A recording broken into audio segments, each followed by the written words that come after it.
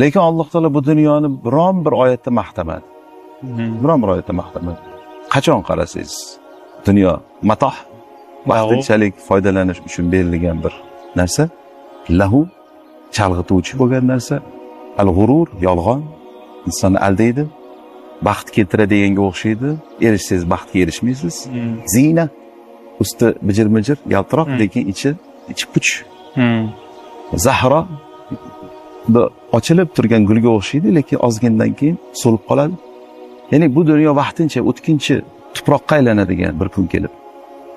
Bu narsalar bizga ko'rinmaydi. Ko'zimiz bilan qaraganimizda biz yashillikni ko'ramiz, tuproq ko'rmaymiz. Bizga bu zindondek tuyulmaydi. Vaholanki hadisda Nabiy sallallohu alayhi vasallam mo'minni zindoni deydi. Ya'ni biz ko'zimiz bilan ko'rib turgan narsani Qur'on inkor qilyapti, hadis inkor qilyapti. Bu degani hatto ko'zingizga ishonmang degani. Ko'z bilan ko'rib turgan narsangizga ishonmang degani. Nimaga ishoning? Qur'on, sunnat bizga bayon qilayotgan narsaga ishonishimiz kerak. Chunki bu al-Hamid bo'lgan zot tarafidan nozil bo'ldi.